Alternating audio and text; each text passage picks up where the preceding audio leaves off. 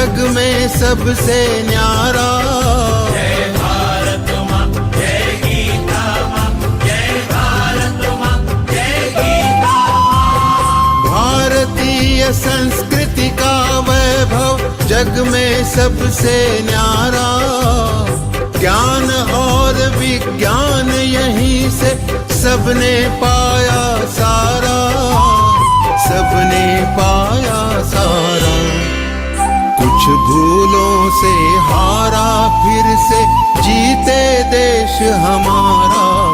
गीता परिवार हमारा, गीता परिवार हमारा। जय भारत माँ, जय गीता माँ, जय भारत माँ, जय गीता माँ।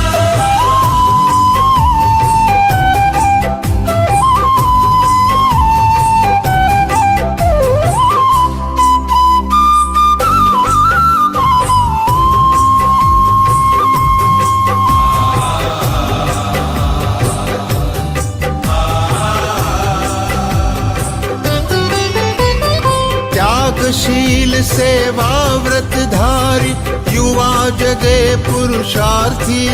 जय भारत माँ, जय गीता माँ, जय भारत माँ, जय गीता माँ। त्यागशील सेवा व्रतधारी युवा जगे पुरुषार्थी। वैज्ञानिकता विनय सभ्यता स्वभाव हो निस्वार्थी, स्वभाव हो निस्वार्थी। देशभक्ति में तेजस्वी हो फिर समाज यह सारा।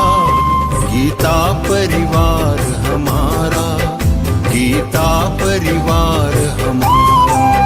जय भारत माँ, जय गीता माँ, जय भारत माँ, जय गीता माँ।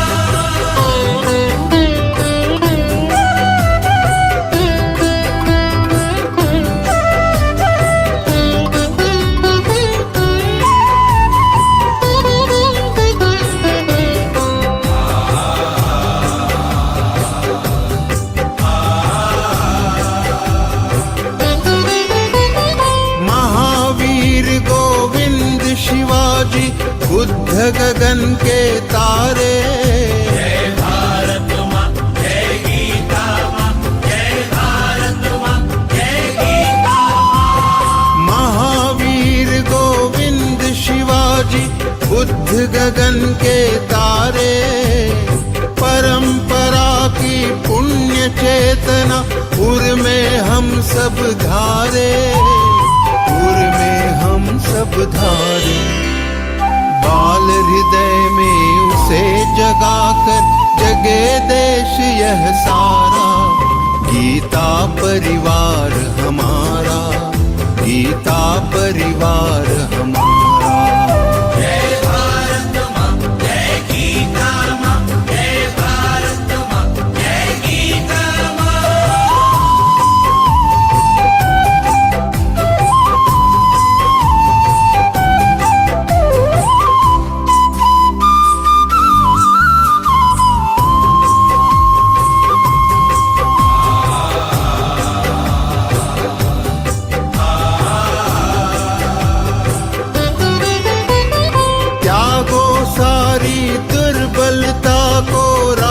समर्थ बनाओ।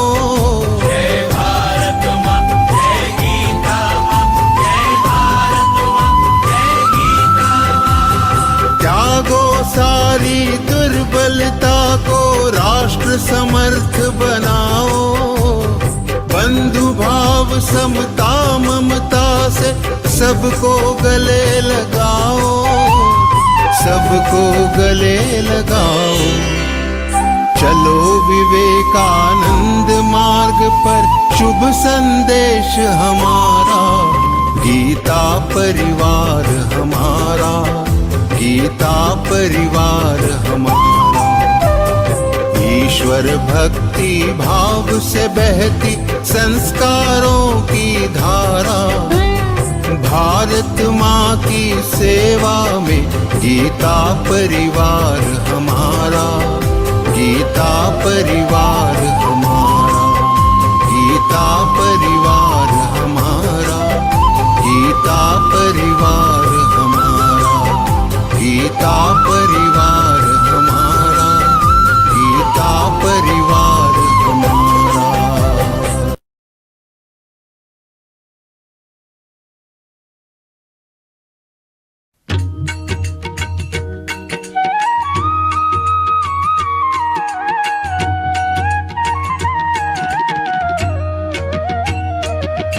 अधरं मधुरं वदनं मधुरं नयनं मधुरं हसितं मधुरं हृदयं मधुरं गमनं मधुरम्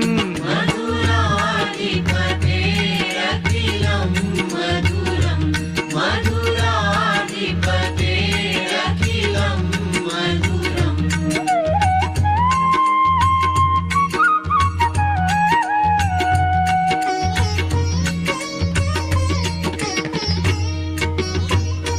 वचनं मधुरं चरितं मधुरं वसनं मधुरं वलितं मधुरं चलितं मधुरं भ्रमितं मधुरम् मधुराधिपतेरखिलं मधुरं मधुराधिपतेरखिलं मधुरम्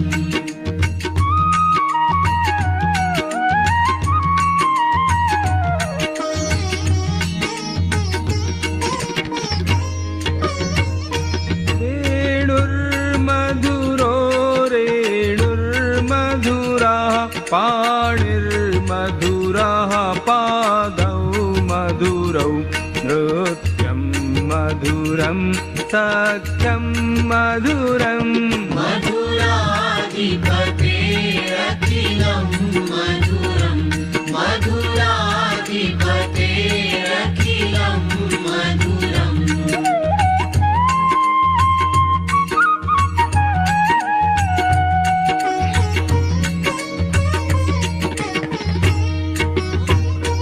गीतं मधुरं पीतं मधुरं भुक्तं मधुरं सुप्तं मधुरं रूपं मधुरं तिलकं मधुरम् मधुराधिपतेरखिलं मधुरं मधुराधिपतेरखिलं मधुरम्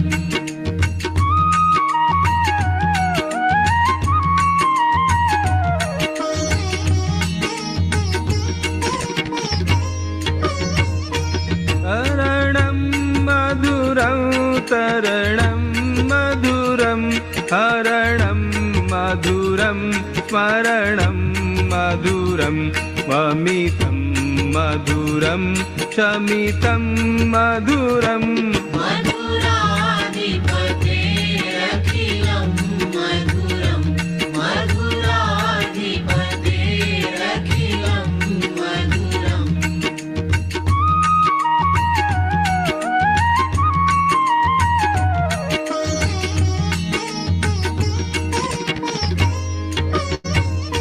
कुञ्जा मधुरा माला मधुरा यमुना मधुरा वीची मधुरा सलिलं मधुरं कमलं मधुरम् मधुराधिपतेरखिलं मधुरं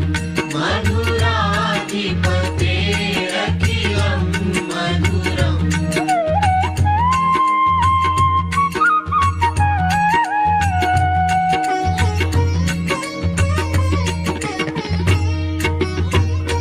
गोपी मधुरा लीला मधुरा युक्तं मधुरं मुक्तं मधुरं दृष्टं मधुरं शिष्टं मधुरम् मधुराधिपतेरखिलं मधुरं मधुराधिपतेरखिलं मधुरम्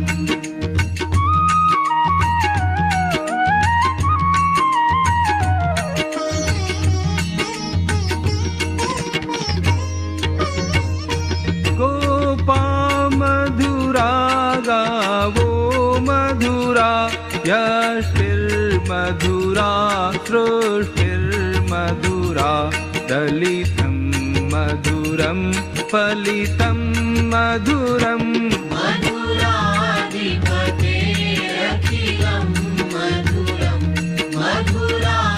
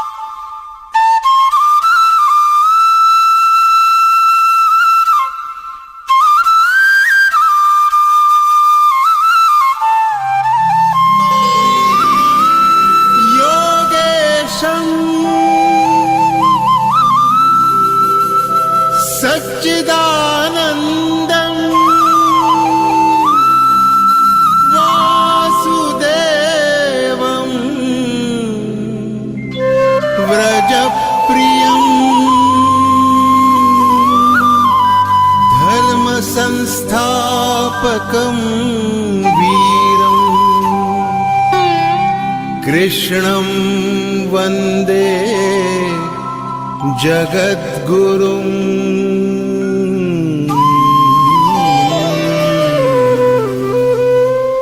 ईश्वर भक्ति भाव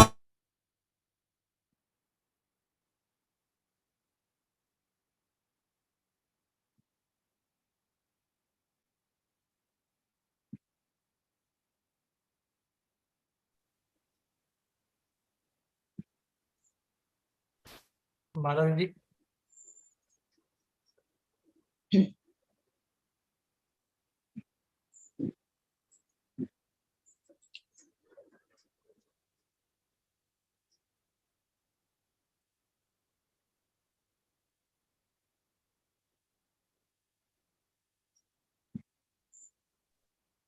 मालक जी, okay, start now.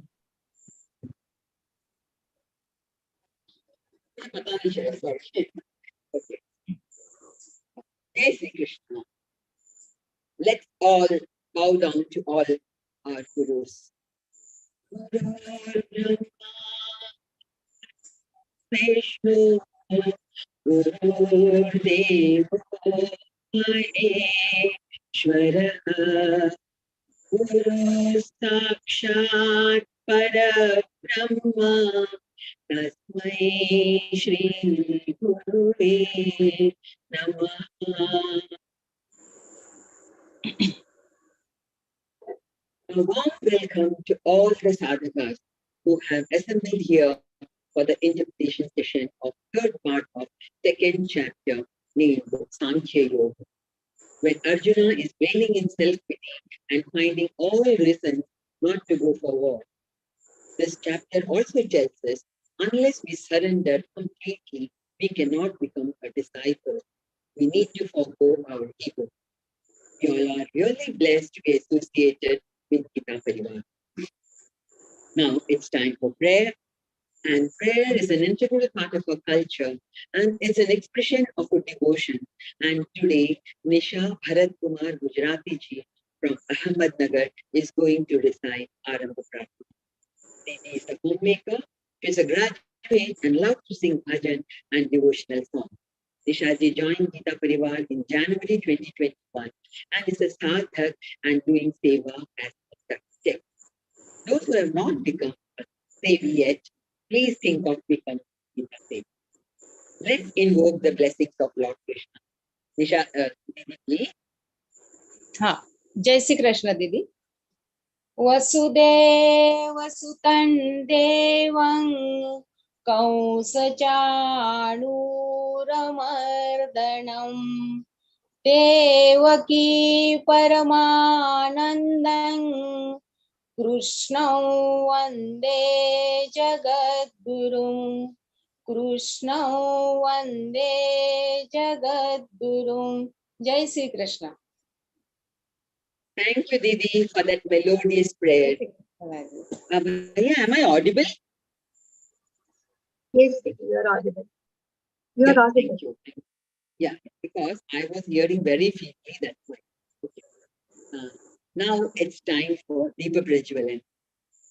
Deepa Jyoti Parabrahma, Deepa Sarve, Sarva Tamopaha, Deepena Satyate Sarvam, Sandhya Deepo Namostute.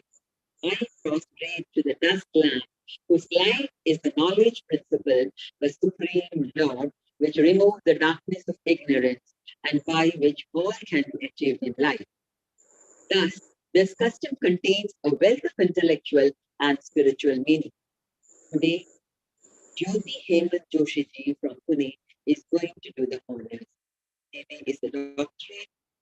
Didi has a doctorate to her credit and is a retired chemistry professor. Jyoti Didi joined Geeta Parivar in August 2020 and has been a trainer in all levels and mentor for L1, L2 and L4. Didi, please.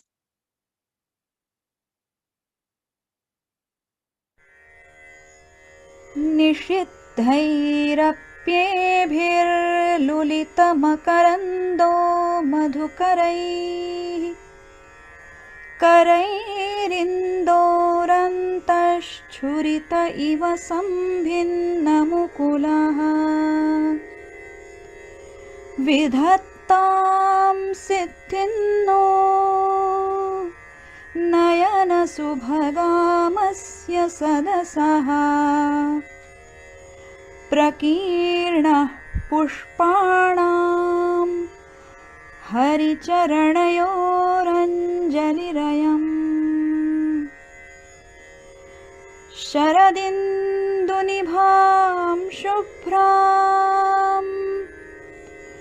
शुभ्रवस्त्रैरलङ्कृतां कलहंसकृतावासां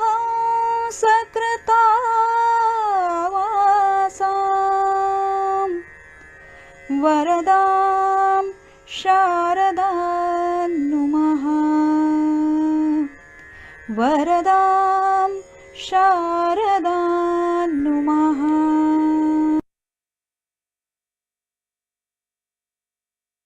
Thank you for a beautiful and devotional spiritual meeting. As you all know, on 2nd June, our 26th batch of new online Geeta classes are starting, and you may inform your friends and relatives to download Learn Geeta app and join for learning to recite Geeta flawlessly. I would like to inform all the participants that you may ask questions once the session is over. Raise your hands only after the session is over, please. Now, it's time for the most anticipated part of this session. Our speaker for the day is Senior Trainer of Geeta Parivar, Shraddha Ji Raodeo. He is a native of Nagpur and now residing in Hyderabad. He is an electronic engineer and is a postgraduate diploma in IT management. He has been associated with Nagpur Geeta Parivar and joined as a co-trainer in online Geeta classes since August 2020. Didi is in various teams in Geeta Parivar and is an L4 trainer too. She has been teaching children values of a culture and Bhagavad Gita as well. Over to you, Didi. Jai Shri Krishna Maharani, thank you so much. It was a beautiful prayer and a very beautiful deep Rajwalamma Jai Shri Guru. Beautiful to see her on the screen. A very warm welcome to the session, all of you. Let us begin by remembering Shri Krishna and Param Pujya Swamiji, and then we'll begin with the session. Guru Brahma, Guru Vishnu, Guru Devo Maheshwara, Guru Sakshat Parabrahma, Tasmai Shri Gurave Namaha. Krishnaya Vasudevaya Hare Paramatmane Pranatah Kleshanashaya Govindaya Namo Namaha. Parthaya Pratibodhita Bhagavata Narayana Swayam Vyasena Gratitam Purana Muninam Mahabharatam Advaitamritavarshini Bhagavati Mashtadashadhyayini Amba Tvamanusandhami Bhagavati Bhagavatveeshini. Shri Krishnaya Namaha. So we all are discussing the second chapter. We all assemble here by grace of Swamiji. And we are all learning, we are all set on a beautiful journey through Bhagavad Gita, and in the middle of the second chapter, we were at a point where Shri Krishna is describing the Atma Swarup, the subtle self that we have within ourselves, that subtle self. How is the Atma Shri Krishna has been describing? We know Arjuna has been lamenting that he is the cause of destruction for his own family. He's becoming the cause of destruction. He is very upset with that whole thought, and hence we are Shri Krishna has started his discourse from the 11th shloka of the second chapter, and a beautiful description of Atma has come there. How is the Atma? Nainan, we have seen very beautiful shlokas. Nainan chandanti shastrani, nainan dati pavaka. How it is totally indestructible. It cannot be killed by Shastra. It cannot be burnt. There are so many things. There are some particular characteristics of Atma that we have seen. It is avyakta. It cannot be manifested. It is how achintya, achedya, adahaya. It cannot be cut. It cannot be burned. It cannot be wetted. It cannot be um, dried. Nothing can be done to it. Basically, from everything, it is completely indifferent to what is happening. However, uh, what we think the body as ourselves, and we're forgetting who we really are.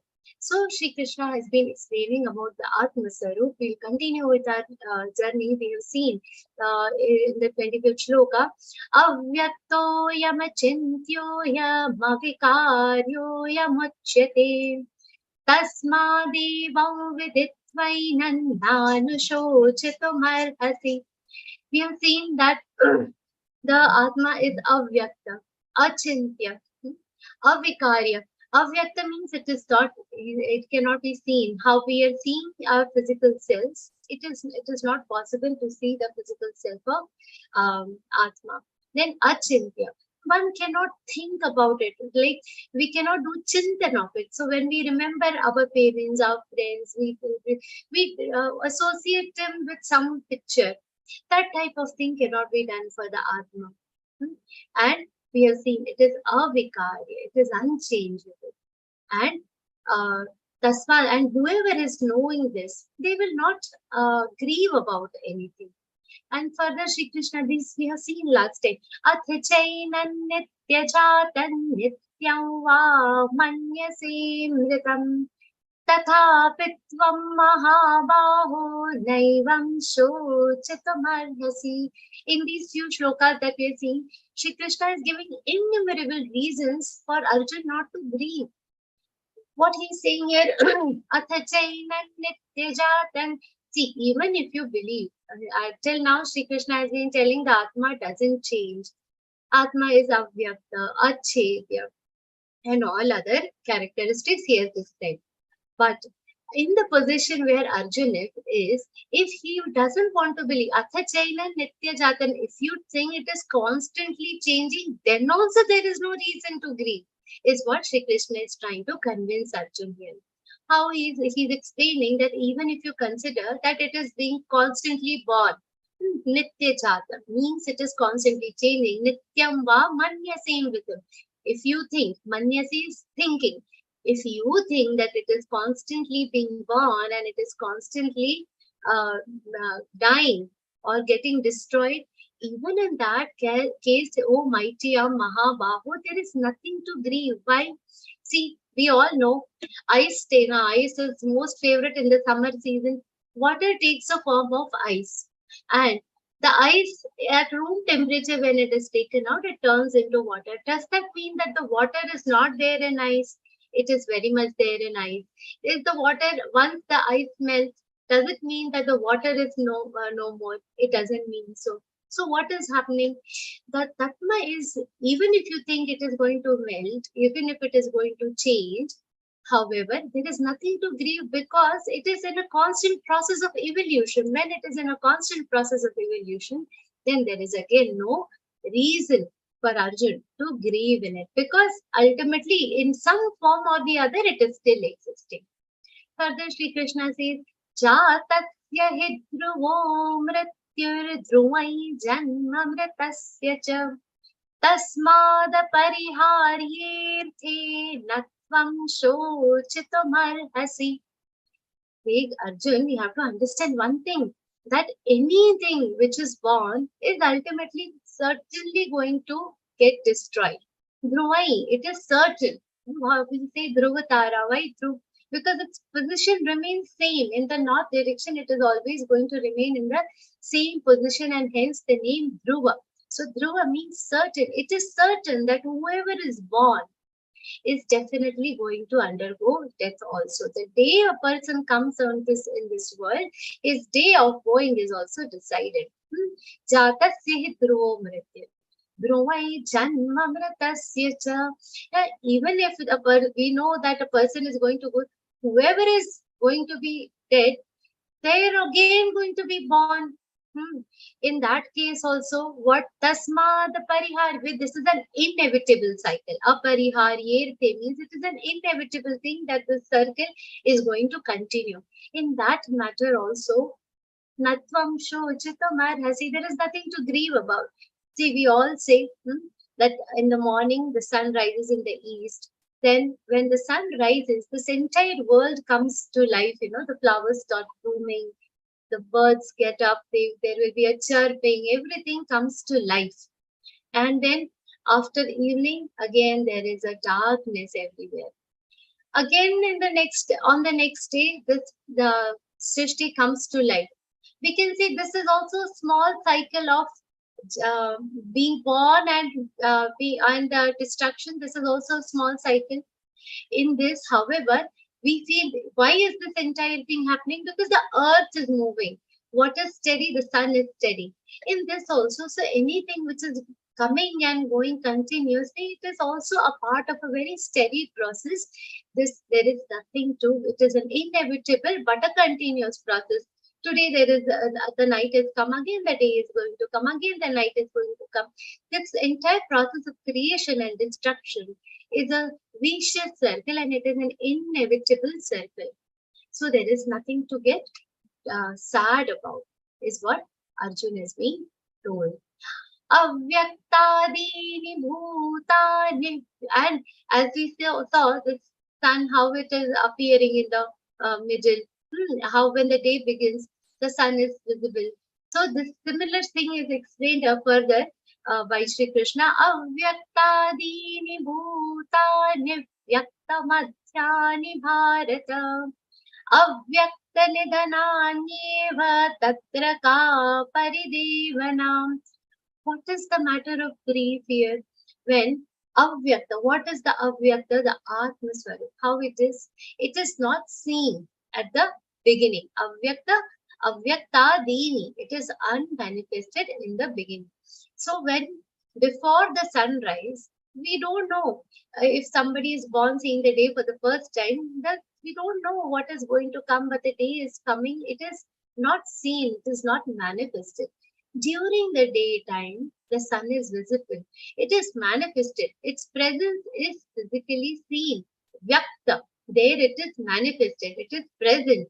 So it is in a vyakta state. That is, it is in a present state. It is in a manifested state. When in the middle. Again, when it is gone, it is not seen. Avyakta. See, it is avyaktadini. At the beginning, it is avyakta. Vyakta madhyani bharata. It is visible, it is manifested in the beginning. Avyakta nidhananyeva. If we consider the night as the darkness, as the setting of the sun, it is avyakta. But does it mean it is not there? It is very much there. Avyakta nidhananyeva tatra ka paridevana. What is there to grieve again?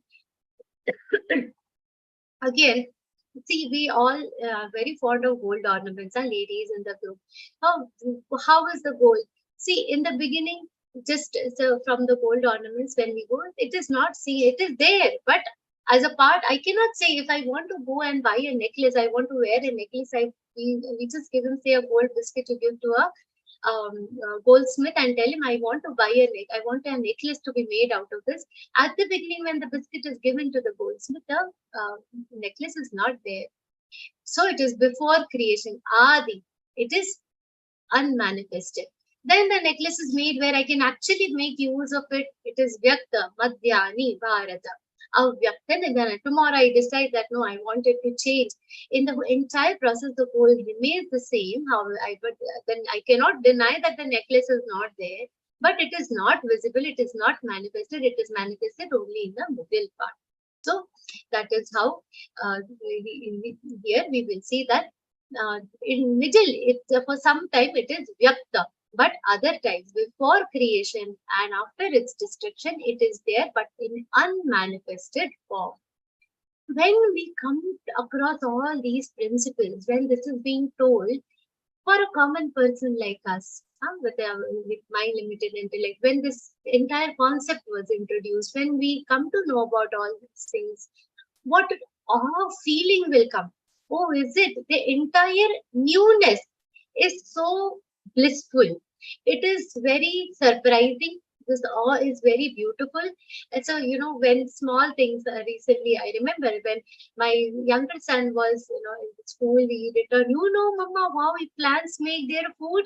The light falls on it and there's photosynthesis. Now, we know the concept, so it is a very, normal thing for us. We all are aware of it.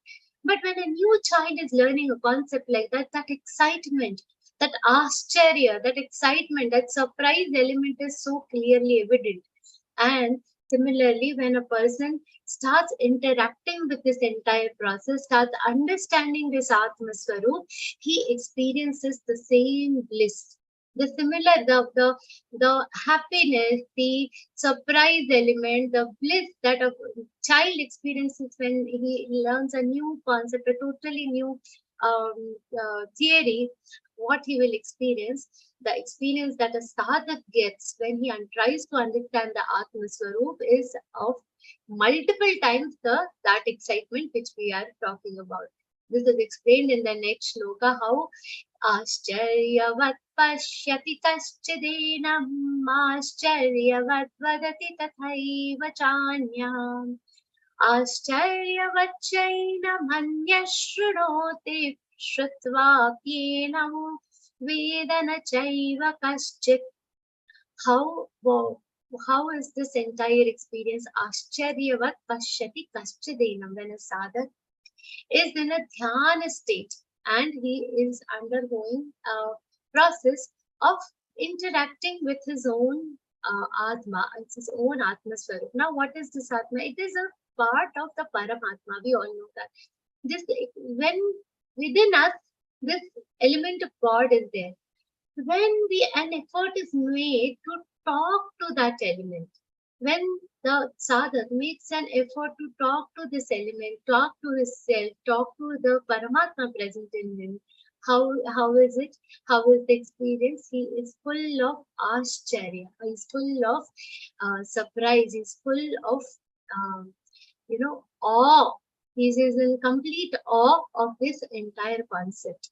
There's this what you call wow feeling that a person gets. Similarly, when this ultimate truth is brought in front of a sadhak, they look at it with great wonder. The dhyanastha people, they will look at it with great wonder.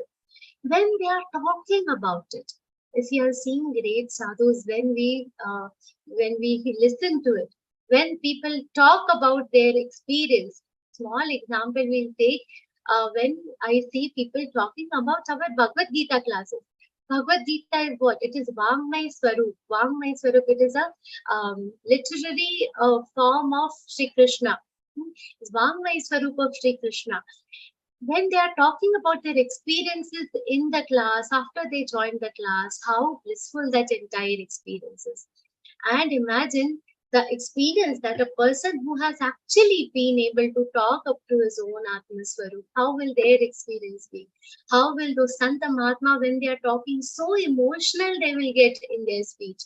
So their entire speech is full of wonder. When they are talking about it, Ascharyavat vadati tathaiva chanya. Even when they are talking about it, it is full of wonder. Ascharyavan vachainam anya shrunoti. When they keep wondering about it and when they listen about this entire matter, they are full of wonder. This entire theory is wonderful, absolutely wonderful. That is being described here. When we experience it, it is an absolutely wonderful feeling. When we talk about it, it's an absolutely wonderful feeling. When we listen to it also, it is a beautiful, blissful feeling. And when we listen to it, not everything is comprehensible, especially if the speaker is somebody like me, difficult to comprehend. Sometimes when I also listen out, because of the limited intellect, sometimes it becomes difficult to comprehend. Even after listening to this entire matter, sometimes the comprehension becomes a little difficult.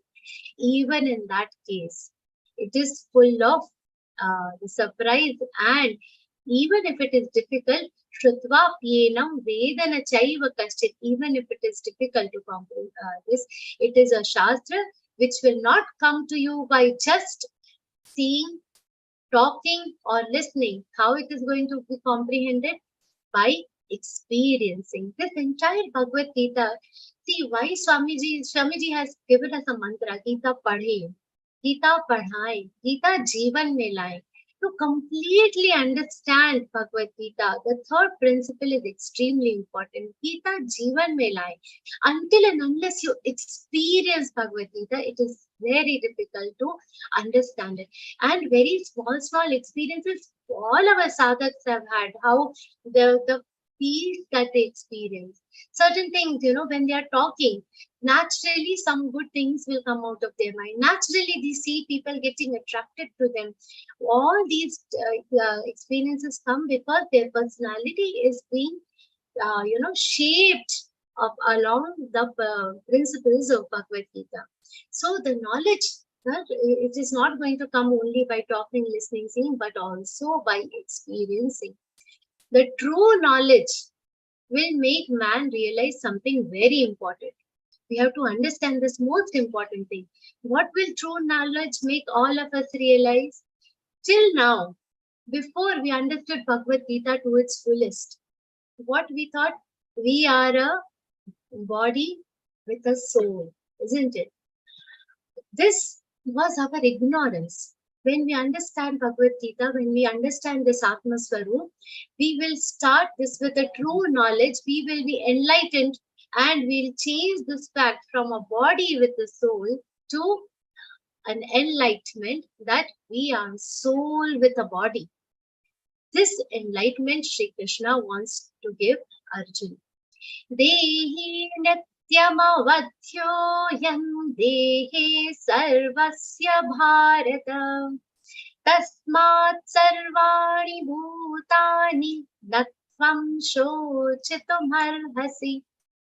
How is this Atma? We've been saying this Atma Swarup, when we understand it is to be experienced. We have to experience the presence of Parampita Paramatma within us. When we are experiencing this, we are talking about the Atma. How is this Atma? Which word is being referred to as Atma here? Dehi. Deha in Sanskrit means body. Most of you know that. Dehi is the one who resides in the body. We have a city and the citizen is the one who resides in the city. Similarly, Deha is our body. Dehi is the one who is residing in the body.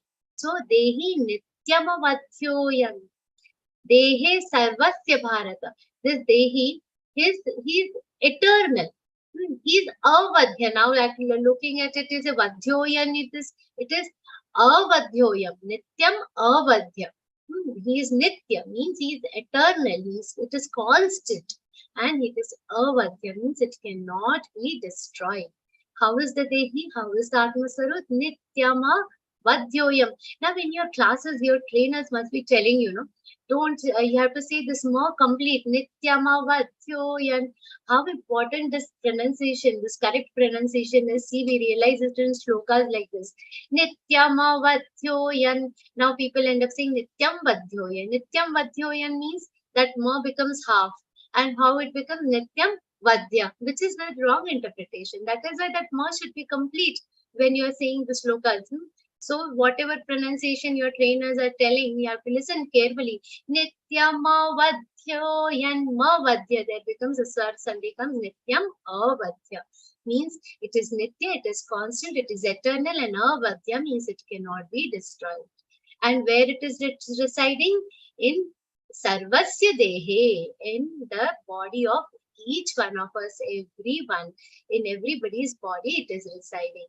Tasmat sarvani bhutani natvam shochitum arhasi. It is present in all the living beings, and we have seen earlier, the body is going to get destroyed. However, as the body gets destroyed, it is reborn. This is going to take a new shape, just like how we change the clothes. We have seen this beautiful shloka also, how vasaunsi chirnani yatha vihaya, just like that. It's just like how clothes are being changed by us. The Atma will keep changing the body, but it is Nitya and Avarya. From shloka number 11, we had started. Shri Krishna has started his discourse, and in 30th shloka, Arjun has been constantly reminded of the Atma Tattva. Till now, Shri Krishna has been explaining him, don't grieve. He is at a point where he has told Arjun, you don't have to grieve about anything, because the Dehi is constant and it cannot be destroyed. He has convincingly explained all the principles behind it.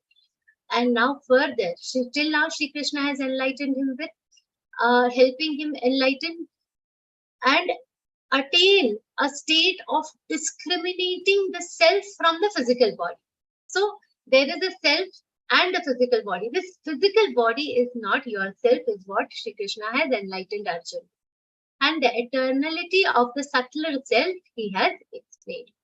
Now freeing him from the delusion that comes due to the attachment that the soul has to the body, is now taking it on a slightly different track.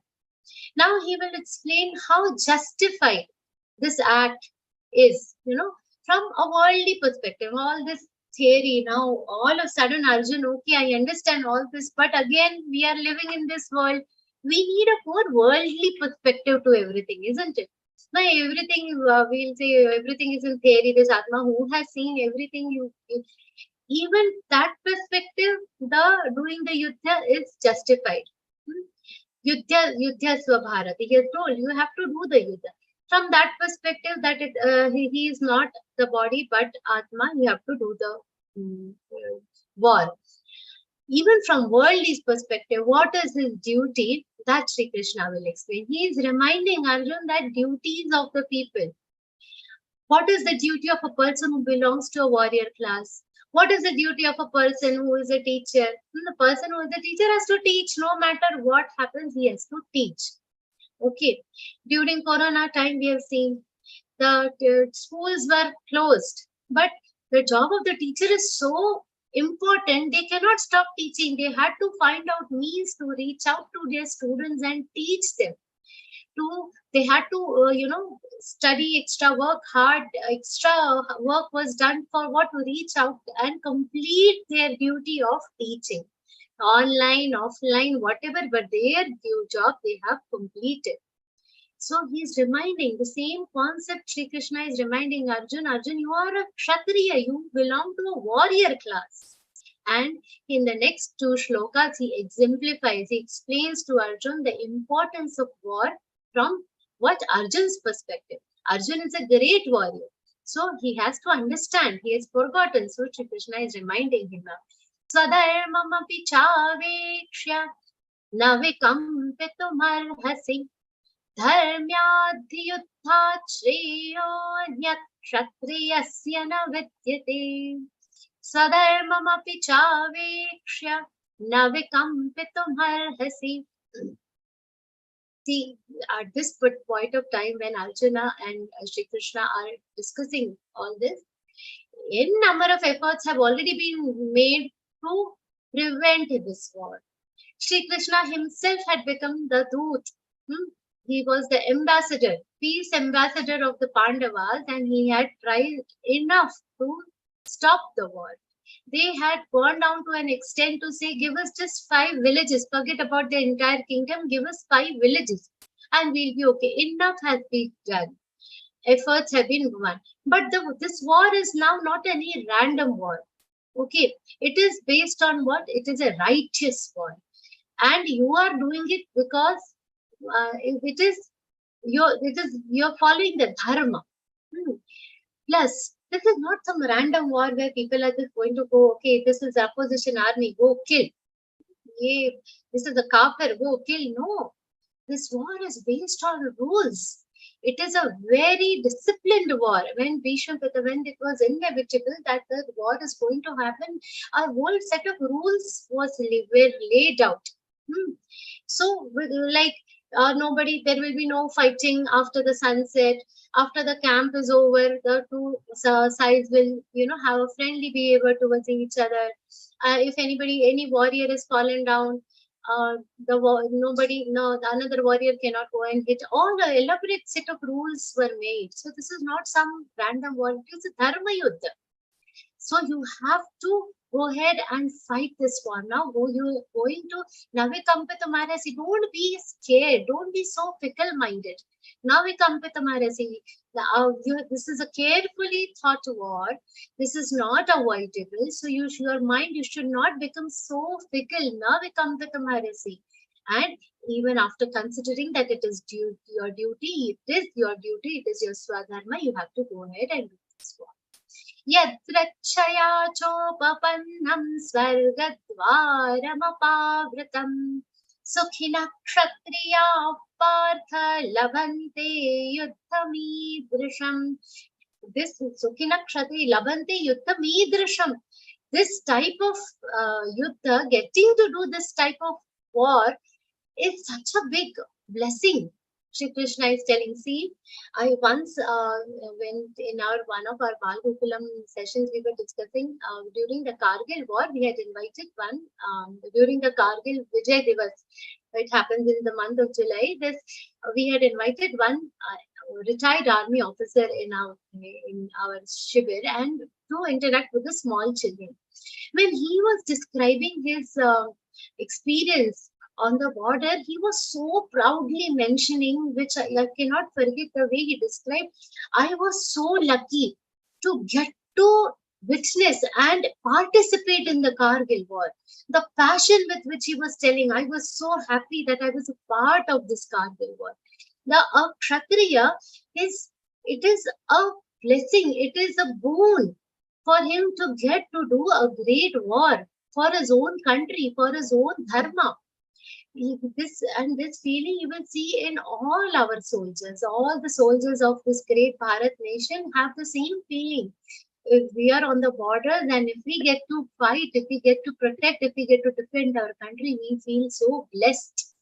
That feeling every warrior has, every soldier has, and Arjun is a Maharathi. He is a great Yodha. So, Sukhina Kshatriya Partha Labante Yuddhamidrisham, this kind of war you're getting to do, it is Swargadvaramapavratam. Yadrachaya chopapannam Swargadvaramapavratam. Such a righteous war it is. It is an open gateway to heaven. Swargadvaramapavratam. Apavratam means is an open gateway to the heaven. This righteous war is. Such battlefields are open gates to the heaven. The defending heroes who fight diligently on the side of dharma, they will always utilize this opportunity. And the happiness that one derives out of discharging one's own duty. See, we were talking about the teachers teaching in Corona, no matter how tired they were, the times were tough, but the sense of satisfaction that comes after discharging one's own duty is so far more superior than any of the worldly pleasures. When you get to serve your parents, when you get to serve your family, doing something for the family. One of my friends there, she returned from United States, and when she used to visit different families, now the friends they'll meet, people will just feed. What should I cook for you? So this one thing I miss in US, she used to always tell that whenever I'm visiting any family here, the love with which everybody is trying to feed me is so immense. And that is when you realize that why it is happening, why we Indians have this culture, because we all get pleasure of, the happiness that we get by doing something for our loved ones is immense. Somebody visiting our house, cook something nice for them, make them feel happy. Somebody is ill in the family, taking care of them. It is an immensely pleasurable job. So Shri Krishna is telling him the same thing. The happiness that you will derive by discharging your own duties is going to be very, very nice. And what our Jnaneshwar Maharaj says about this is a beautiful analogy he has derived. It's like, you're sitting and if you open your mouth to yawn and drops of amrit fall in your mouth. Oh, imagine. So it is like that golden an opportunity getting to do this kind of work. And after this, in the next few verses, in the next 4 verses, Shri Krishna is going to explain, Arjun, what are the undesirable consequences of running away from this kind of battlefield. First, he has told this is a golden opportunity, Arjun, don't let it go. Okay, this is a golden opportunity. It is Swargadwaram Apavratam. It is an open gateway to heaven. This is a golden opportunity. Okay, and then he is telling, what if you run away? What will happen? Athachitva mandharmyan sangraman karishyasi tatasvadharmam kirtim cha hitva papamavapsyasi. What is the biggest fear that Arjuna is having? That I might end up creating a sin. I might end up doing a sin. I might incur a sin by hitting my own people, by killing so many people. Men are going to be killed. The families are going to be destroyed. He is not worried whether he will or lose. That is not his worry. He is not wanting to run away because he is worried about the result of the war. At the moment, what is happening? He is worried that he will incur sin. From that perspective, Arjuna is being explained. Athachetva me mandharmyan sangraman karishyasi. Athachetvam iman dharmyan sangraman na karishyasi. If you do not perform this rightful duty of what? Facing this war bravely, then what will happen?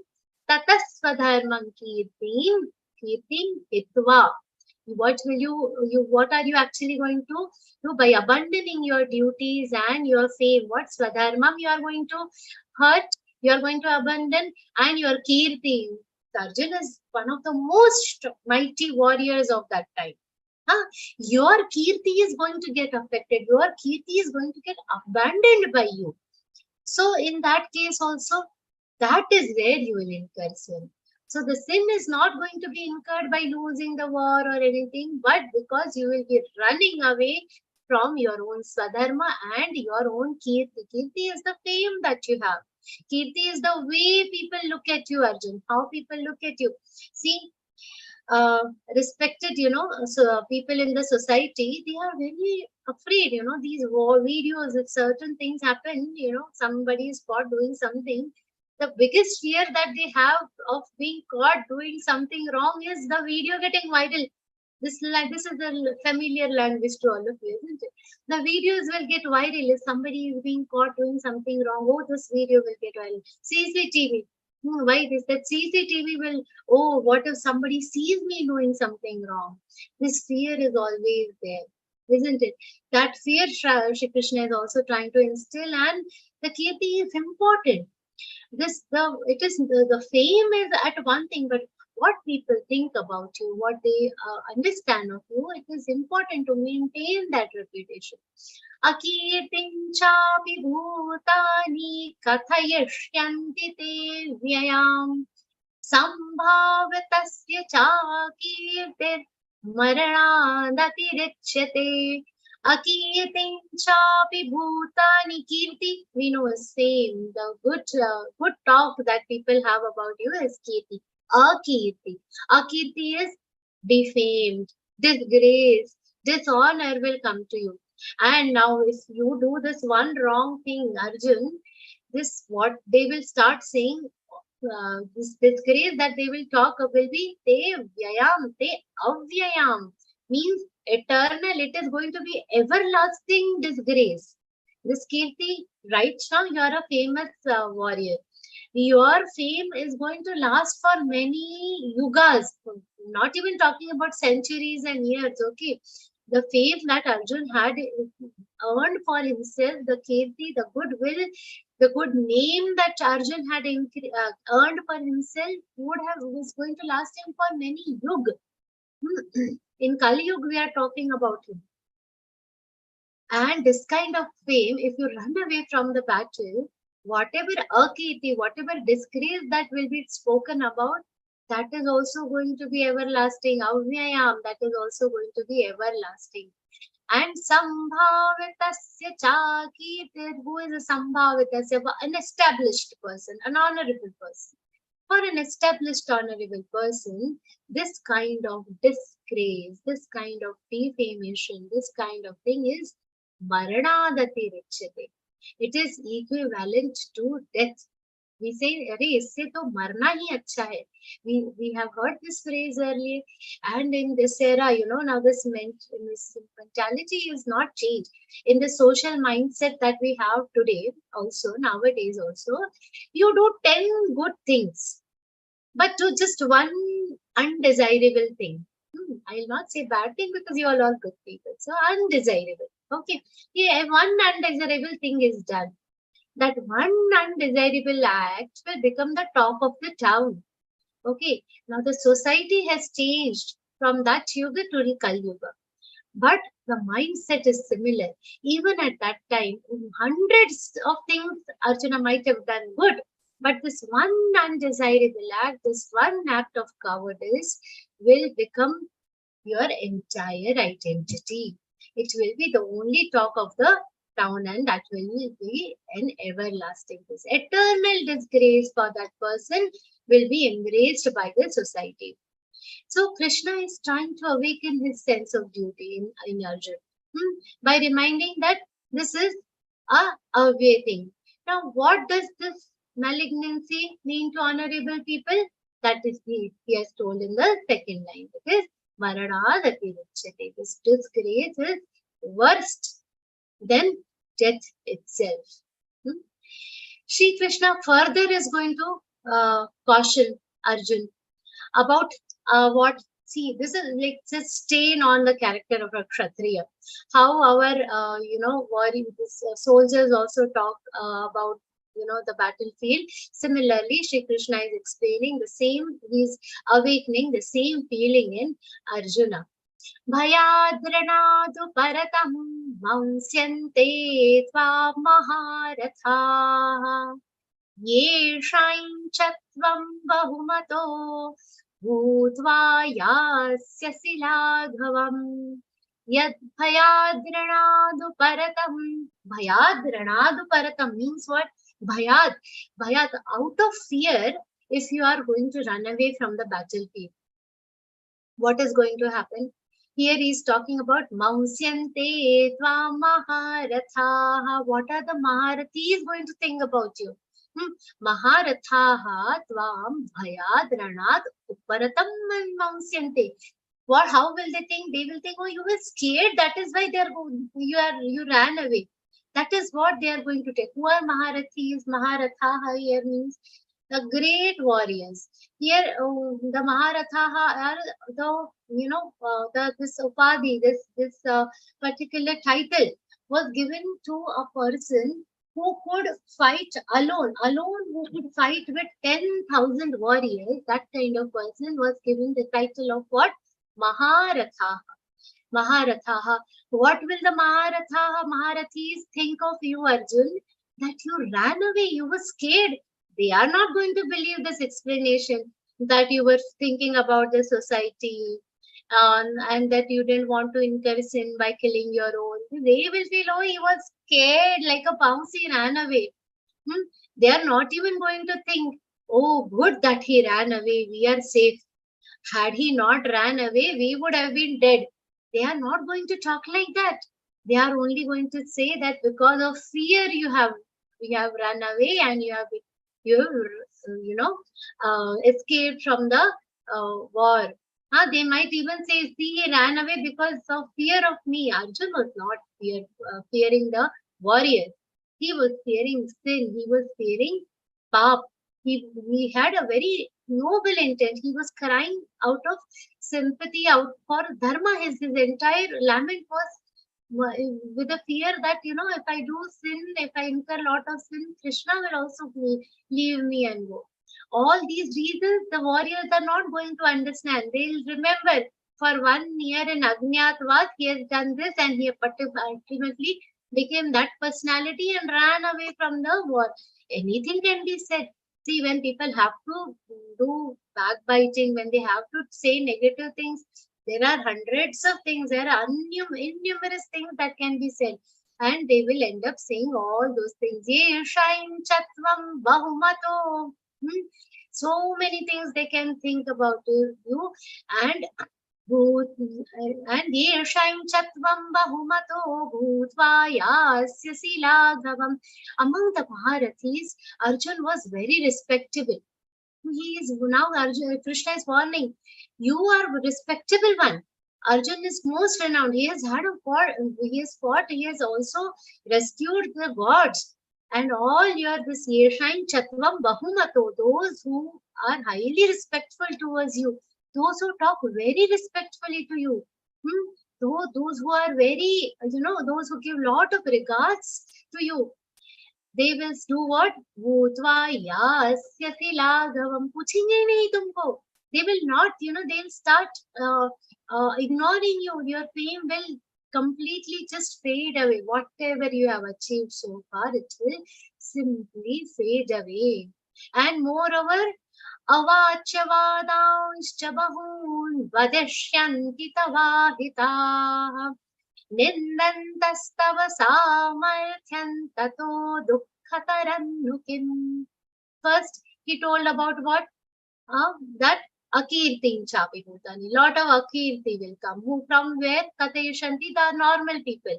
And then for honorable people, this is not desirable. Then he is telling what the Maharathis. See, we all want fame and everything in our area. So the teachers want to be respected teachers. Scientists want to be great scientists. Orator wants to, a politician wants to be, chief minister, prime minister, all those things.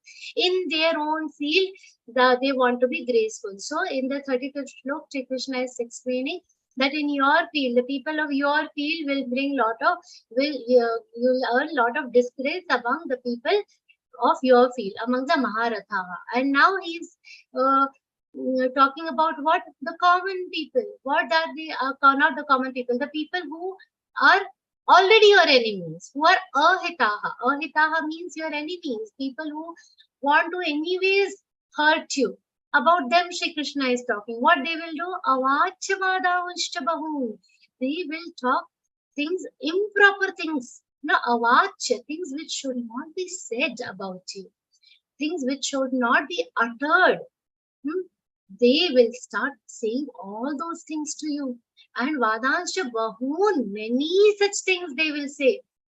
Who will say Vadashanti Tavahitaha, your people who are your enemies, who do not want good for you. Ahitaha, they will start talking inappropriately about you. Whatever should not be uttered, they will talk.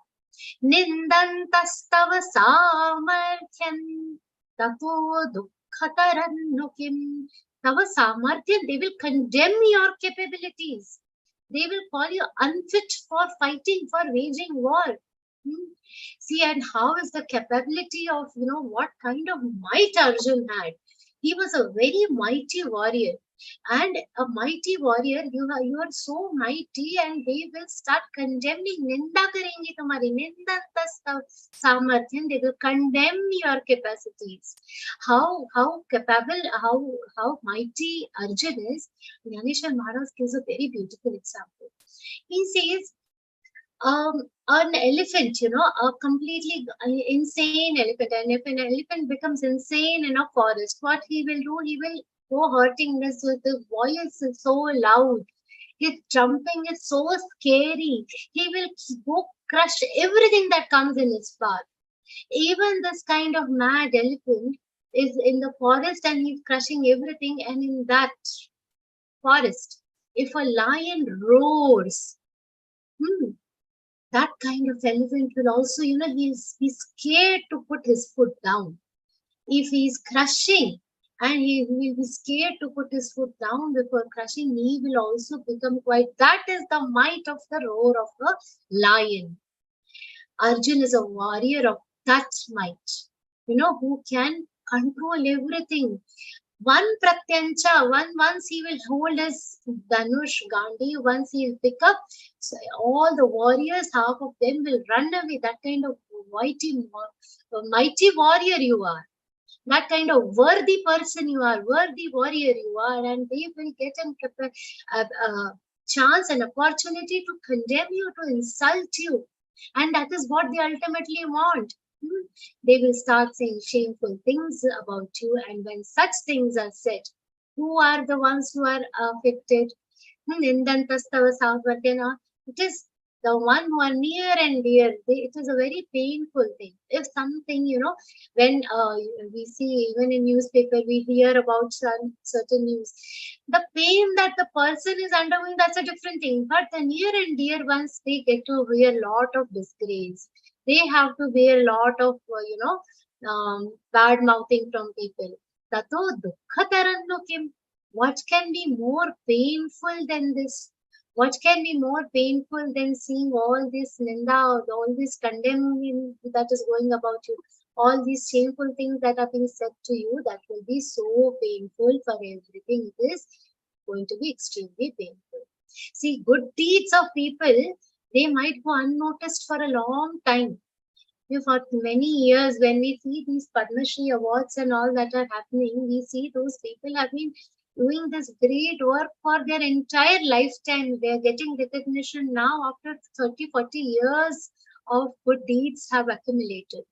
And then now they are getting their recognition. But bad reputation, it will spread in no time. Within a minute, just one day is enough to spoil that entire reputation. We see that I don't need to talk much about this, but so good deeds will be not noticed for many, many years, but the bad reputation is going to go. And who are the ones? This ahita, they will start spreading it. How our deeds should be, our behavior should be such that people should be forced to talk good about you. See, there are, many people who say, I don't care, this kind of attitude, people, it is foolishness. People should hear about what our scriptures tell you. Our kirti should be such that, in Marathi literature, we have a very beautiful saying. That Swami Ramdas Ramdas Swamiji has given this saying, Marave pari kirti rupe urave. Means even if you die. Marave means if you die. But you should be alive. Kirti rupe urave. You should exist, continue to exist in what form? In the form of kirti, in the form of your good deeds, in the form of a good name, you should be alive. So then, even if the body is gone, your name, the kirti that you achieve out of the good deeds should be there. So this incentive is extremely important. This good deeds should also be there. But a word of caution I'll give: don't do good things only for kirti. It should be done secretly also. Certain parts you give 20% for fame, name you are doing, but 80% of the charity, everything should be done secretly, and that is a different matter altogether. But this good name is an essential thing Shri Krishna has described here. And what will happen if you continue? Now, till now he has told, what if you run away? If you continue and go ahead with the war, what will happen? Hato va prapsyase swarghai jitva va vokshase mahi tasmaduttishta kaunteya yuddhaya krita nishchayaha. What will happen if you continue with this war? It is a win-win situation. We all talk about it. Now, this war is happening where? In Kurukshetra. Hatova, if you get slain in this war, if you die in this war, if you get slain, what will happen? You will attain the heaven. Hatova prapsyase swargai. Why? This is not just like that Shri Krishna is saying. The war is happening in a pavitra kshetra, dharma kshetre, kurukshetre. Why this place Kurukshetra is chosen? The piousness of this place is such that if anybody leaves the body at that Kurukshetra, he will automatically achieve the abode in heaven. This is the grace of certain places. Ganga Tire. If anybody takes darshan of Ganga, near Ganga, if anybody, ends up getting this, leaving this body, any soul leaves the body near the Ganga river, the Ganga Mata, they will also attain this moksha. This we all know. This is a glorious place. So he was in Kurukshetra. So even if you end up dying here, you will get heaven. There is nothing to worry about it. And if you win this war, then what? Bhokshase mahim. You will get to enjoy if you the kingdom. You will be able to conquer this. You will be able to enjoy this beautiful kingdom. Bhokshase mahim. You will be able to enjoy this kingdom. Tasmad uttishta. Get up, stand up, and resolve to fight. Go ahead and resolve to fight. It is a win-win situation. Don't worry. In both cases, you are going to be in a winning situation. Sukha dukhe same kritva labha labha jaya jayau tato yuddhaya yuchasva naivam papamavapsasi. What Shri Krishna is telling? Arjuna is worried about what? He is worried about committing a sin. Shri Krishna says, no, you are not going to commit a sin. You have to fix your mind properly. You should not be, getting deterred by these dualities of life. What are the dualities of life? Two contradicting situations. Sukha dukkha, labha alabha, vijay parajay means what? Happiness, sadness, victory and defeat. And vijay parajay, victory and defeat. Labha alabha, getting a profit out of it, not getting anything out of it. These are dualities of life. These are contradictory dualities in our life. A person should not be daunted. We should be totally undisturbed by what is coming in our life. That how do we achieve that? This equanimity of mind. In both situations, our mind should be equanimous. We should treat both as same. See, this equanimity of mind is the most earnest requirement of Bhagavad Gita. Understand this thing very importantly. This one sentence, if you understand, you will be able to grasp Gita very nicely. What is the most, we say there is no prerequisite for our classes. If you prefer to start reciting Bhagavad Gita, even if you don't know Sanskrit, you can say. But to understand Bhagavad Gita, the most earnest requirement is the equanimity of mind. There are various interpretations of Bhagavad Gita. Jnana Yoga, Bhakti Yoga, Karma Yoga. Some people say Bhakti Yoga is the main principle. Some people say Karma Yoga is the main principle. Some insist that Jnana Yoga is the most important principle. But no matter what interpretation you go with, what is the prime thing, the prerequisite of all the yoga that are described in Bhagavad Gita? Equanimity of mind. Samata. Samata is the Sanskrit word is samata. Chitta ki samata. Chitta means your mind should be equal in all the different dualities. So,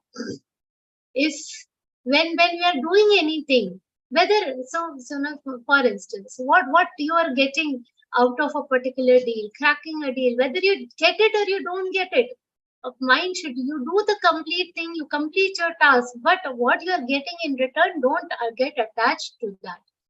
You don't get disturbed by what you are getting in return. So in any of these situations, in any of the situation, you should not get deterred. So this prime, when in the field of music, they will say, ek sur pakad lo. That one sur, that one note we will hold, and the entire song runs around that tune. What is that prime tune in Bhagavad Gita? The equanimity in all situations. So if we all are striving to get Bhagavad Gita in our life, right? So we have to be at which state? We have to be at a state where we are independent of these dualities. Dvandvair vimuktas. You have heard this word earlier. Dvandva means these dualities. One has to be free from these dualities. So it is summer season now. In summer season, it is so hot.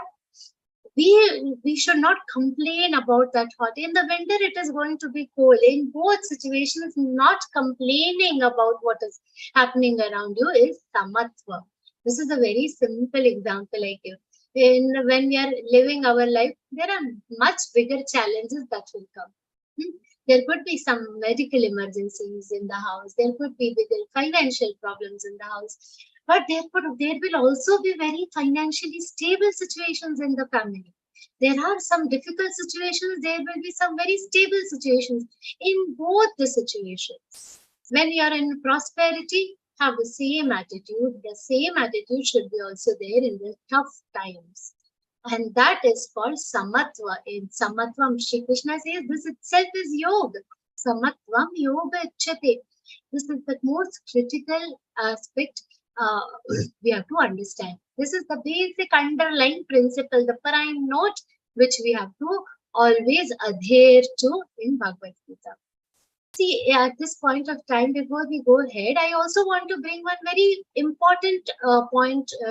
I want to draw the attention of all of you to one very important point. Nowhere Shri Krishna has told Arjun, go ahead, fight to win. He's never said, get up Arjun, go and win. How we will tell our children? Go study in the exam, you have to get full marks. Go attain full marks in maths. No. Here Shri Krishna is not saying go win. He's not talking about result. He has never insisted on the win in the war. Never. He is only focused on what? The attitude should be right. The attitude with which the task is done. Labha, labha, jaya, jaya. You have to maintain the samatva. That is what he is saying. You have to maintain the same attitude. The attitude, the perspective when you are doing the task is matter. How we will tell our children, you have to study this properly so that you get full marks in this subject. Now, best thing to tell is you give your best. What you get, that we'll see later. The best you give, make the best effort in your exam, and we'll see what result you will get. This approach while doing one's duty is the main focus. So what he is telling, Shri Krishna is telling, Tato yuddhaya yujjasva naivam papama vapsasi. Shri Krishna is not saying that if you lose the war, then there will be a sin. What he is saying, if you get disturbed by the win or the defeat in this war, that will be a sin. This is a very important fact we have to understand. If we are getting perturbed by the result of our action, that is a sin. At this point of time, the chapter is taking slightly new track. Esha te bhita sankhye buddhir yoge tvamam shrunu buddhya yukto yaya partha karma bandham prahasyasi. So far, Shri Krishna has talked about Sankhya Yoga. It is also popularly known as Jnana Yoga. Sometimes the Esha te bhita Sankhye buddhi. I've told you right now, up till now, I have been telling you about Sankhya Yoga. And now you listen about Yoga Tvamam Shrunu. Now you listen about Karma Yoga. Yoge Tvamam Shrunu. By knowing this, what will happen? Gradually, you will become free from the binding. Now, I told you, when we are giving an exam, oh God, please, mujhe pass kara do. Let me pass in this exam. We'll give you laddu. So attached to the result. And then what will happen once you get very good result? Now let me get a good job. Once I get good job, let me get a very good increment. What happens? We do one karma, then another desire comes up. Another desire comes up. Based on that desire, we got good result. We got the result of this. Then another karma came up. Search for a job. Then the result of that search for a job, you got a new job. Then new desire, a new increment I want. So what is happening? One karma you are doing, another desire is coming. Another karma you are doing, another desire is coming. This becomes what? A vicious circle. We are trapped. So the trapping is happening on three fronts. One, the work itself is, going to be a trap. Then once the task is done, the doer is also waiting for the result. When will it happen? When will it happen? When this is going to happen? What will be happening? So we are trapped with the result. We are, focused on the result. And then After you get result is done and you top, you get a good job. I studied so nicely that I topped in the university. I gave such a wonderful interview that I got this job. The ego of being the doer. That is also another type of trap.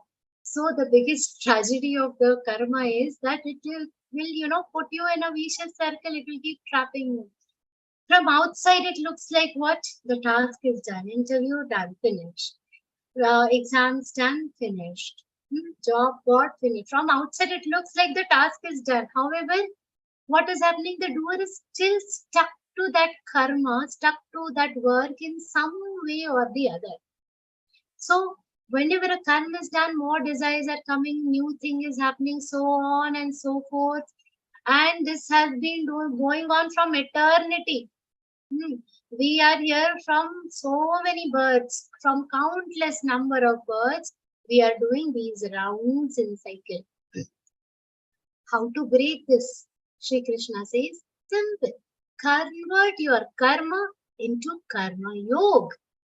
Okay, then you will become free from the cycle of this karma. How to do? So we are doing, this is a very vicious cycle. And what we have to now focus on, whatever karma we are doing, we have to do it as a yoga, as a karma yoga. And then you will be free from this cycle. Neha vikramanashosti pratyavayo na vidyate. Neha vikramanashosti pratyavayo na vidyate. Svalpamapyasya dharmasya trayate mahato bhayat. You don't worry. Even if a small task is done, big, this war, all these, every individual small task that you are doing in this, in your entire daily routine, even if the small task that you are doing, if you do with this feeling of doing it as a karma yoga, you will be free from big fears. You will be free from this vicious circle. What is that we have to do? See, for instance, when you are cooking, we are cooking, the food which have become tasty, I have to do it in so much time. Small act of cooking also, there is so many things we'll attach to it. But simple thing, I have to do it for my family. My family, they're all like God for me. We'll finish. What is in the end? Yeah, I made so much effort from morning till afternoon. I'm cooking 100 dishes for them. Chappan go. I'm cooking for them. Not even one word of appreciation is coming from the mouth of my family members. Again, the appreciation, the want for appreciation came. Again, we got trapped in the chapter of cooking. And so much I will do. So much I'm earning. They are so thankless. So much work I'm doing for the family. They are so thankless. If with that feeling we are doing every work, then we keep getting trapped in that act of acts that we are doing. But even a small action that we are doing every day, if we do it as a karma yoga, we will be free from this traps. How that will happen, we are going to see further. But before we do that, one very important thing Shri Krishna is telling. Now we have understood karma has to be done as what? Karma yoga. We have to make a resolution that I am going to act according to the karma yoga. You are going to perform all the tasks according to the karma yoga. Vyavasayatmika buddhirekeha. Vyavasayatmika buddhirekeha kuru nandana. Bahushakhayanantascha buddhyo vyavasay. Buddho vyavasayinam. Buddhayo vyavasayinam. Extremely sorry. Vyavasayatmika buddhirekeha kuru nandana. All of a sudden the realization that it is 9:15. And then the focus goes. And then this shlok went wrong. I'm extremely sorry. This last shlok we will see. Bahushakhayanantascha buddhayo vyavasayinam. What is Shri Krishna saying? Hey Kurunandana, iha vyavasayatmika buddhi. Ekahi. Once this, how is the vyavasayatmika buddhi means? A focused intellect. See, ultimately what you are going to do, with what attitude you are going to do, everything will depend on your buddhi, how on your intellect. So we have to resolve to take this path of karma yoga.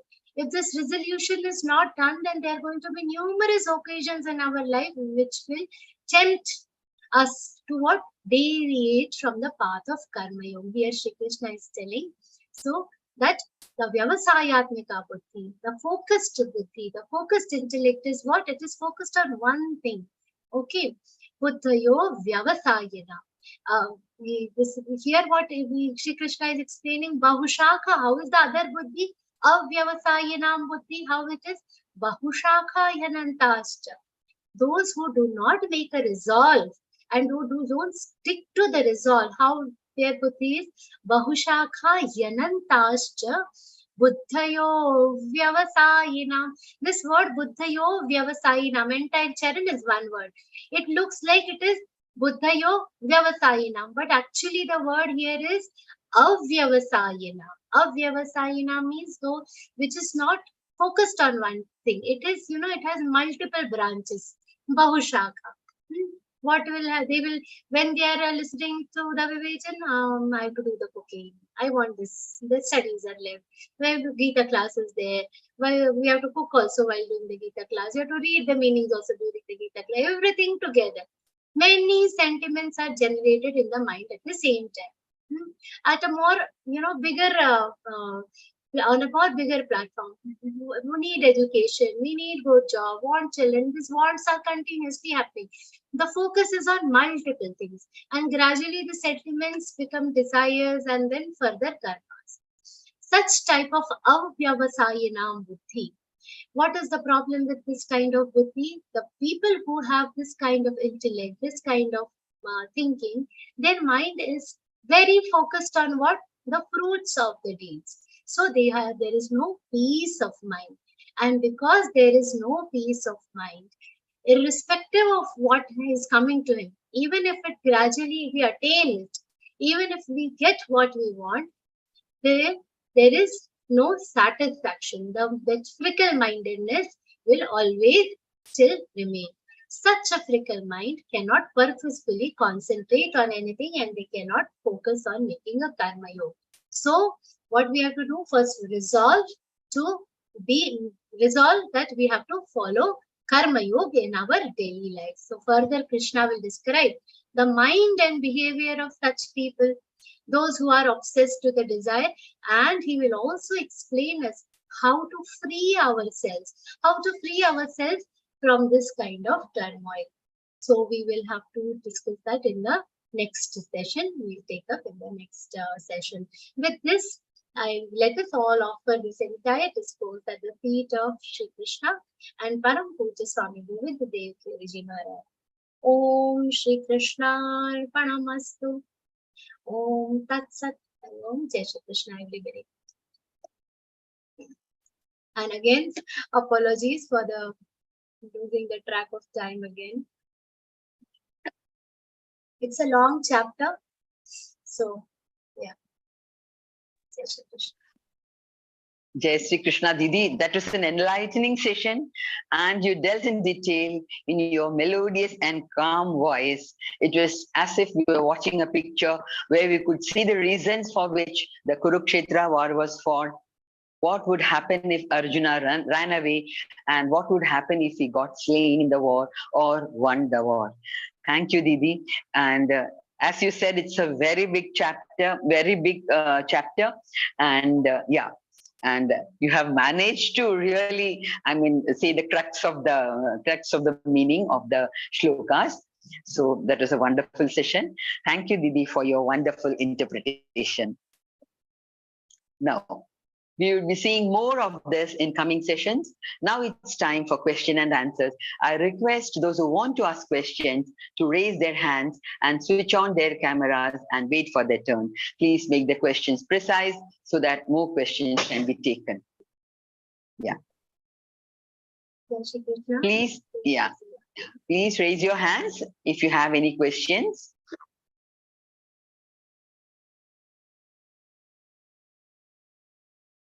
Yeah, you are unmuted, Shiva Prasad Bhaiya. Jai Shri Krishna, pranam to you. Jai Shri Krishna, Shraddha ji. My question is in that 40th shloka, Swalpamapyasya means, does it mean a job or karma that needs simple efforts, or a job which is the part of a karma? Yeah, very, very nice. So, Swalpam Apyasya Dharma, here Dharma means, here it means the duties. Even if the smallest of your duty is done as per the karma yoga, it will save you Trayate Mahato Bhayat. It will save you from lot of fears. Small thing, with an example, you'll probably get this. Small act. If I have to give an exam after a month, I know that I have to say prepare 10 chapters. After 30 days, I have to appear for this exam. And daily, if little bit, in these pieces, if I decide that every day 3 chapters dedicatedly I finish, I will be able to complete this entire thing and I will attempt the exam. So even if that little thing I follow religiously, the big, fear of failing in the exam, I will be saved of. Similarly, these small act, even the act of cooking, as I told, even starting from that small act also, we will be saved of, lot of pain later. GST, if people are paying GST on time, if that little effort is done, that Mahato Bhaya, then that IT, all that issues, will be saved. So, Swalpam Apyasya Dharma, even if small thing, Dharma here is the right duty done according to the Karma Yoga. Even if it is started at a small point, even little, because everything, we cannot keep thinking of big actions all the time. Smallest of the act also, if it is starting with this kind of feeling, we will be saved from lot of worries, lot of fear of the future. Does it mean that on the halfway we run away from the job? Up to the halfway we have completed the job with sincerity. Does it mean like that? No, I didn't get you. Halfway means? Swalpa means, I think it is a little of a karma. Yes. No, it is Swalpa means little, yes. Swalpa Apyasya Dharma says. Swalpa means, here Swalpa means even the smallest of the act. Okay. Smallest of that. Even the small task is done. Whatever small task, even if a small task, just to read it in this way, even if a small task is done in this way, it will save you from big fears. Okay. And now it is clear. Yeah. Yes, sir. Jai Shri Krishna, Narayan Bhaiya, pranam to you. Yes, Didi. I have a question or a doubt about the slok number 41, where you explained that if we are doing one particular task and if your mind is on different, contemplating doing different tasks and all those things, that's not a good idea to keep your mind stable. In the current environment where we all work, we normally go with the multitasking approach, doing multiple. So, is that a bad approach? No, it is not. It is not a bad thing. See, multitasking here, it is here when we are saying about Bahushakha Hyanantascha. Here when we are saying Bahushakha Hyanantascha, it is not only meaning many tasks. That was only for simplifying that example that I said that. But here it means having too many desires. They may have desire, multiple desires. So what has happened? See, simple thing I'll tell you. In Bhagavad Gita classes also, we want to attend the Bhagavad Gita classes, but we are so attached to our other work, so that we are not able to remove our mind from there and focus on Bhagavad Gita. So we all, what is the ultimate aim? What is our real aim of our life? To connect with the God. That singularity we want to achieve with God. Now we are so distracted all the time. There are so many branches of our distraction that ultimate aim becomes subtle. We are not able to focus. Endless desires are there, and so many means of fulfillment of fulfillment of those desires are there. That in that process, that ultimate motive of what? Attaining singularity with God, is become diluted, isn't it? This is the ultimate crux. So when we are, so what we have to control ultimately, that aspect of desire we have to control. When we are doing one task, we are so focused on other actions related to those tasks that those desires become endless. But now if we say that I have to do this task, but at the same time I have to be in constant connection with the God, then even we have to do task, karma karna hi hai, because this is the ultimately, but the attitude that we have towards the karma should be such that it does not distract us from the main aim. Okay, that is how it is. So further we will see how. So we have to first there has to be a realization. I wanted to take 2-3 more shlokas today. That realization that we are distracted has to come first. So there are some parameters which will make you understand what are those characteristics. Once we realize, then we have to come out of it. For that, how our buddhi should be? It should be Vyavasayatmika buddhi, which should be a focused buddhi. And how to attain that buddhi also, Shri Krishna will explain further. Thank Does you, that Didi. answer your question little bit? Yeah, definitely it answers. So, because I was thinking that we're doing more than one task at the same time is something wrong. Doing But more than one what- task. By that I mean being attached to more than one task at the same time. Okay, thank you. If there are any further questions. Yeah. So, yeah, I cannot see hand raises because, acha, yeah. Okay. No, Sarla there ji no is further there. hand raised. Huh. It's just raised. Sarla ji. Jai Shri Krishna, Sarla Devi. Pranam. You need to unmute, Divya. Huh. Yes. Yes. Mhm. Can you hear? Yes, Devi, I can hear you. Pranam. What is the meaning of Vyavasayatmika Buddhi?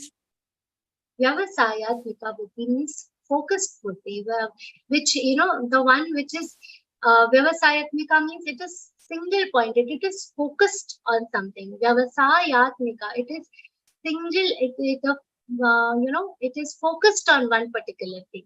So, for instance, when, you know, we resolve to do something, the buddhi will complete that resolution. So today, if I decide that today I have to do a complete Parayana of 18 chapters, if I have the Vyavasayatmika buddhi, which is a focused buddhi, it will complete my resolution of reading all those 18 chapters. That kind of buddhi. How is Avyavasayatmika buddhi? It will say, okay, after reading 2 chapters, okay, let me do one more task, then I'll do the 3rd chapter. So, but it will not complete all the 18 chapters. It will, you know, after few chapters, it will keep, you know, getting distracted. That is Avyavasayatmika buddhi. And Vyavasayatmika, once you resolve, okay, it is the buddhi which helps you complete your resolution. So what Shri Krishna has told, attain that resolution, attain that buddhi which will help you resolve and follow Karma Yoga. You know, so I just imagine that Karma Yoga is the 18 chapters that you have to read, and the determination that you have will be your Vyavasayatmika buddhi. Does that answer your question, Devi? Yeah. Yes. Yeah. So that's it. भैया और भी है क्या? मेरे को मैं mobile से कर रही हूँ, मुझे समझ में नहीं आ रहा. No, Didi, there are no more hand No raises. more hand raises, Devi. No more hand raise. Yeah, क्योंकि मोबाइल से कर रही हूँ ना, मुझे दिख नहीं रहा. Yeah. So, yeah, I extend my heartfelt gratitude to Shraddha Didi for clearing the doubts of our sadhakas. On behalf of Geeta Parivar and myself, I extend sincere thanks to the technical team consisting of Mahesh Shevali ji and all those who have been at the backstage for their relentless and efficient effort in making the session a grand success. May I take this opportunity to thank all those who attended this session. Please do continue your Gita sadhana and attend the sessions to enrich your spiritual knowledge. I also request all those who are not giving any seva in the parivar to give some seva as per your ability. Please do watch Geeta Sevi program in YouTube to know the various kinds of seva you can do. Now, it's time for Samapan Prarthana. I request Rohini Puranik ji from Pune, who is a homemaker and who helps her husband, who is a Vastu Shastra expert. Didi is a BCom and loves to cook, read, write, sing and travel. Rohini ji joined Geeta Parivar in April 22 and is learning in L4 and is a tech in L2. This is what I'm again and again reminding about giving seva, because you can see all those who are giving seva, they are called for Samapan Prarthana, Deepa Prajwalan and Arabha Prarthana, you know. So that's it is all to give seva. Vyavasayatmika buddhi. Yes, it is all to give seva. Yes. Everybody should take that resolution to do some kind of seva. Yeah. May we all seek the blessings of Shri Krishna. Sanjana Didi, please. Yeah, sorry, Rohini Didi, please. Thank you so much. Sorry. No, it's okay. Yeah. Thank you so much. And it's a very wonderful session. And thank you, all of you. Yes. Yeah. Can I start? Yeah. Yes, Didi. Yeah. योगेशं सच्चिदानन्दं वासुदेवं व्रजप्रियं धर्मसंस्थापकं वीरं कृष्णौ वन्दे जगद्गुरुं श्रीकृष्णौ वन्दे जगद्गुरुं. जय Shri Krishna. Thank you, Didi, for that sweet rendition. Now,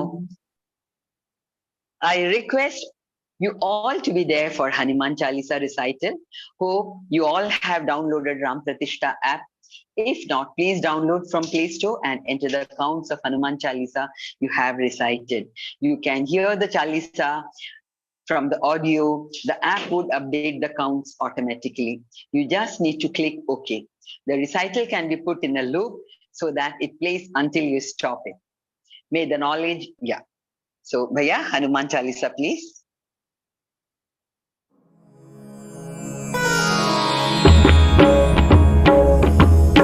Shri गुरु चरण सरोज रज निज मनु मुकुरु सुधारी बरनउ रघुबर विमल जसु जो दायक फलचारी बुद्धिहीन तनु जानिके सुमिरौ पवन कुमार बल बुद्धि विद्या देहु मोहि हरहु कलेस विकार। जय हनुमान ज्ञान गुण सागर जय कपीसतिहु लोक उजागर रामदूत अतुलित बल धामा अंजनी पुत्र पवन सुत नामा महावीर विक्रम बजरंगी कुमति निवार सुमति के संगी कंचन बरन विराज सुबेसा कानन कुंडल कुंचित केसा हाथ वज्र और ध्वजा विराजे कांधे मूज जनेऊ साजे शंकर सुवन केसरी नंदन तेज प्रताप महाजगवंदन विद्यावान गुणी अति चातुर राम काज करिबे को आतुर प्रभु चरित्र सुनिबे को रसिया राम लखन सीता मन बसिया सूक्ष्म रूप धरि सियहि दिखावा विकट रूप धरि लंक जरावा भीम रूप धरि असुर संहारे रामचंद्र के काज संवारे लाय सजीवन लखन जियाए श्री रघुबीर हरषि उर लाए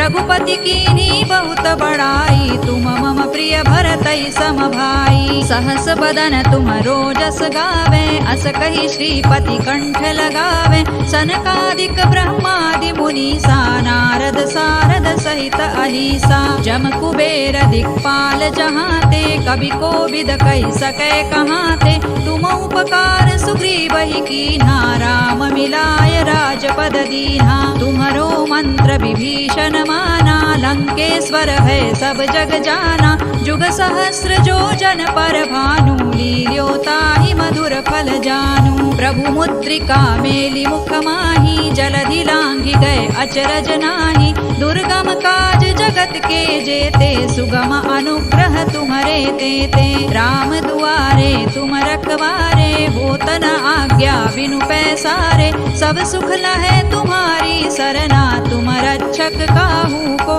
डरना आपन तेज संहारो आपे तीनों लोक हांकते कांपे भूत पिशाच निकट नहीं आवे महावीर जब नाम सुनावे नासे रोग हरे सब पीरा जपत निरंतर हनुमत वीरा संकट ते हनुमान छुड़ावे मन क्रम वचन ध्यान जो लावे सब पर राम तपस्वी राजा तिनके काज सकल तुम साजा और मनोरथ जो कोई लावे सोई अमित जीवन फल पावे चारों जुग पर ताप तुम्हारा है पर सिद्ध जगत उजियारा साधु संत के तुम रखवारे असुर निकंदन राम दुलारे अष्ट सिद्धि नौ निधि के दाता असवर दीन जानकी माता राम रसायन तुम्हारे पासा सदा रहो रघुपति के दासा तुम्हारे भजन राम को पावे जन्म जन्म के